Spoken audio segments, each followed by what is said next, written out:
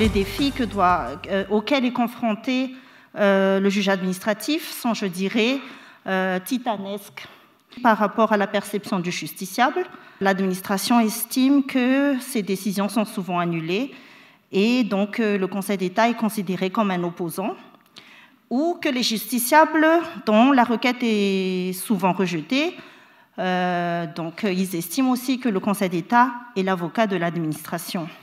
Un juge efficace veut répondre dans l'attente du justiciable. C'est que le juge rende une décision claire, intelligible, qu'il traite le problème qu'il est venu soumettre dans un délai raisonnable. Il attend également qu'on exécute sa décision. La mondialisation oblige le juge administratif à revoir son mode de pensée, à adapter sa méthodologie de travail. Donc, comme on voit, il y a une internationalisation des sources du droit. Et quand les pays ont intégré le droit dans leur droit positif, on va retrouver des solutions juridictionnelles quasi identiques dans de nombreux pays. L'approche droits humains ou l'objectif de développement durable. Donc, comme on a vu, pour une fois dans l'histoire, la justice est placée à l'ordre du jour du développement international. Enfin, le Conseil d'État malgache fait partie de quelques plateformes d'échange et de concertation entre juges administratifs, ce qu'on appelle généralement le dialogue des juges. Le juge administratif malgache ne doit pas rester à l'égard de cette internationalisation du droit, et au contraire, ça lui permettra de comparer, de s'enrichir des expériences et de s'inspirer des bonnes pratiques dans les autres pays afin d'améliorer la qualité de la justice. On a encore d'autres défis pour le juge, qui est le défi de mode de gouvernance. On parle de normes processuelles, procès équitable, égalité, impartialité. On doit également tenir compte des performances globales des juridictions. Le juge administratif doit aller dans le champ où va l'administration. Pendant les moments forts de la Covid-19, l'administration a pris des décisions à coup de communiqué. Le Conseil d'État français a décidé de contrôler cet acte administratif. Donc le juge administratif, il peut démontrer une adaptabilité face à l'évolution du contexte, et il doit user d'ingéniosité et surtout de courage pour mener à bien sa mission, le contrôle d'opportunité ou la théorie du bilan coût-avantage. Donc, avec ce contrôle, il arrive que la valeur des choix effectués par l'administration est appréciée par le juge. Donc, c'est un réel contrôle maximum mis en œuvre. Donc, le juge peut substituer sa propre appréciation des faits à celle de l'autorité administrative. Le juge administratif contribue largement à définir lui-même son office du fait que le droit administratif est un droit qui est essentiellement jurisprudentiel. Si le juge administratif s'enferme dans des principes traditionnels, je penserais qu'il y a une certaine manque d'honnêteté intellectuelle, voire peut-être de l'hypocrisie. Malheureusement, le juge administratif malgache, il semble prendre ses distances par rapport à cette nature prétorienne, aussi bien dans sa démarche que dans ses décisions. Le mot de la fin, je voudrais d'abord, c'est pour d'abord mes collègues juges administratifs qui sont dans la salle. On a tous entendu les attentes du justiciable, les aspirations. Il nous considère donc comme un rempart face à l'arbitraire, le dernier recours face aux injustices.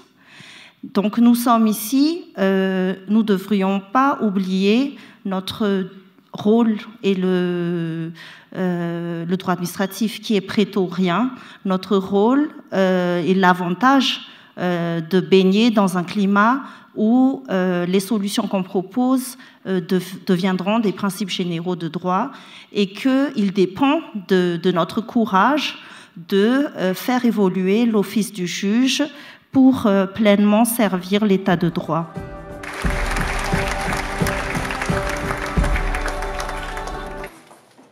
Les choses semblent être un peu figées.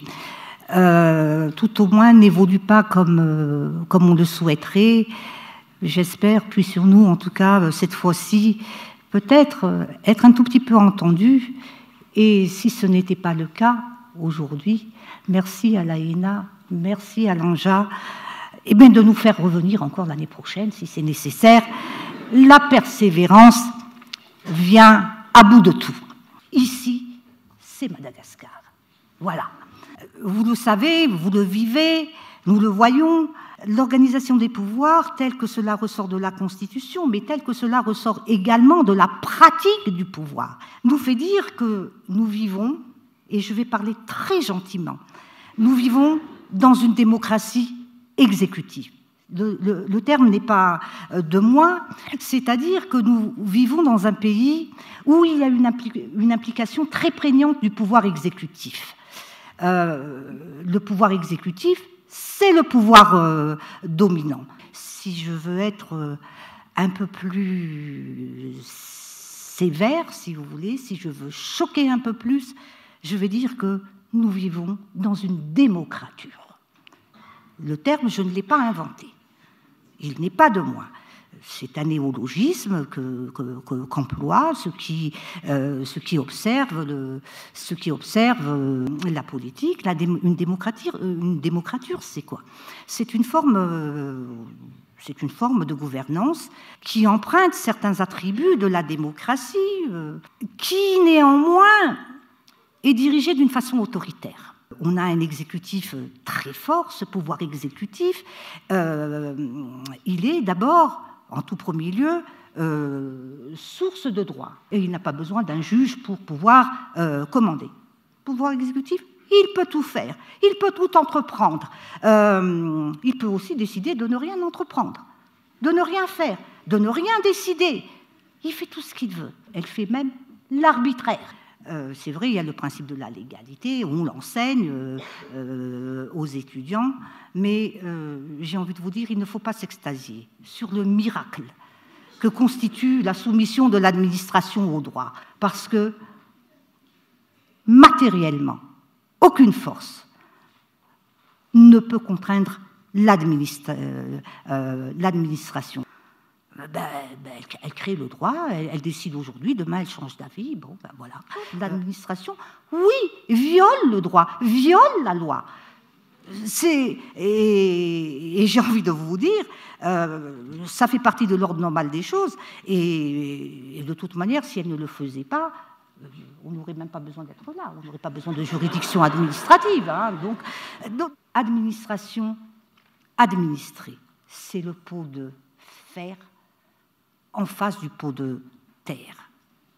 Je vais le dire clairement. Le pouvoir exécutif, il n'a pas besoin de juge administratif. Il est très fort. Celui qui a besoin de ça, c'est l'administré. C'est le pot de terre qui a besoin du juge administratif. Ceci pour vous dire que le défi, tel que je le pense, eh bien, c'est de faire du juge administratif le juge des droits et des libertés. Je n'aime pas cette appellation Conseil d'État. Ça fait peur. Ça fait peur à l'administré. Et surtout quand on le traduit en malgache, Filankeften Fanzakan. Ben oui, mais si c'est le conseiller, si c'est l'État, c'est donc cet exécutif, mais ça fait déjà peur. Et donc, moi, je pense sincèrement qu'il faut changer de nom. On demande à un administré de se mettre en avant, puisque c'est lui qui doit faire une requête pour aller attaquer l'administration. Il faudrait peut-être inventer, créer de nouveaux types de recours pour se parer contre les différentes formes de violation de la légalité. Les modèles européens nous donnent des exemples. Oui, il y a des recours qui obligent l'administration, qui permet au juge qui permet de faire une action pour obliger l'administration à émettre un acte administratif, qui permet d'obtenir une prestation de l'administration, ce que l'on n'a pas dans notre droit. Oui, dans le droit français, oui, il y a des recours qui peuvent nous inspirer. Mais en attendant une réforme législative, le juge administratif lui-même peut étendre sa compétence de subjectivisation du recours pour excès de pouvoir. Ça, c'est un mouvement. On doit s'acheminer vers un juge des inégalités, mais véritablement arbitre de tous les intérêts qui sont en présence. Pour des juges administratifs qui sont là, les juges d'aujourd'hui, les juges de demain également, votre rôle, c'est de protéger, contrôler, corriger s'il le faut, concilier, expliquer, sécuriser. Et l'ordre des mots que je viens de citer, il n'est pas anodin. Le rôle premier, c'est d'abord de protéger, être un rempart.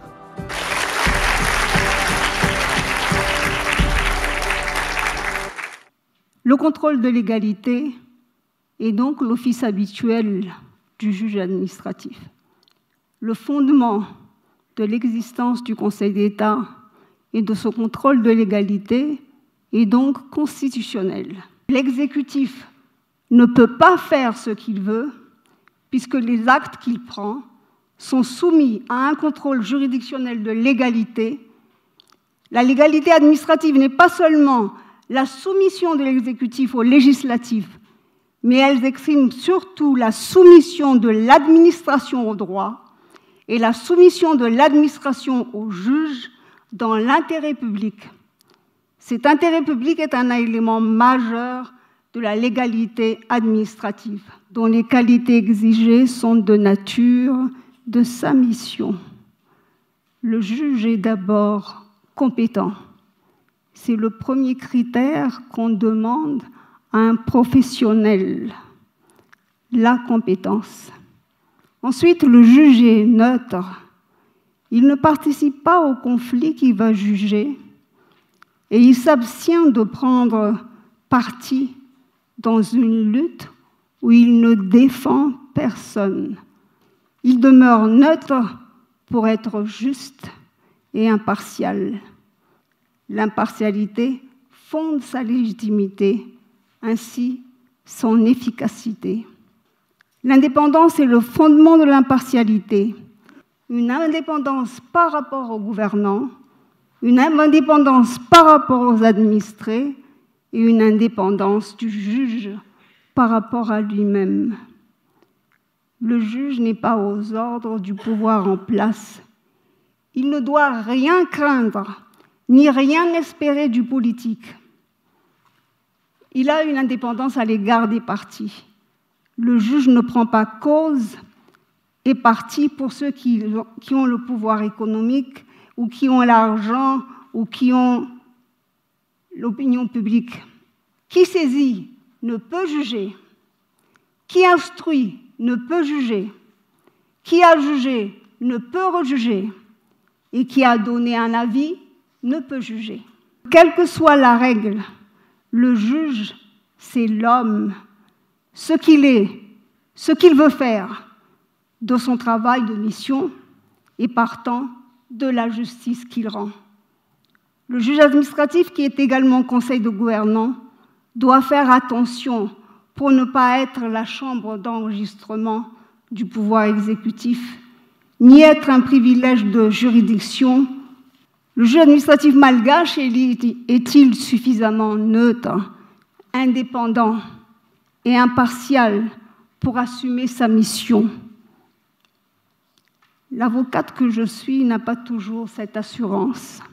La notion de procès équitable, par l'accès facilité au juge, par l'égalité de traitement des parties à un procès, par la contradiction du procès, par son caractère public, peut aider le juge administratif dans le sens de l'efficience qu'il cherche, comme le peuvent également les formations continues des juges pour entretenir leurs compétences, que l'instruction d'un dossier administratif n'est pas suffisant. Il faut que le juge administratif malgache aille plus loin et utilise tous les moyens juridiques qui lui sont donnés par la loi. Le juge administratif veut-il rester l'outil juridictionnel d'une administration pressée et oppressé par le temps d'un mandat d'une personne élue et de son entourage gouvernemental qui veut se faire réélire, rester à son poste pour passer leurs actes, quel qu'en soit le prix?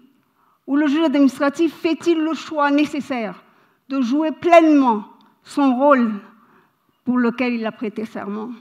C'est un choix d'homme,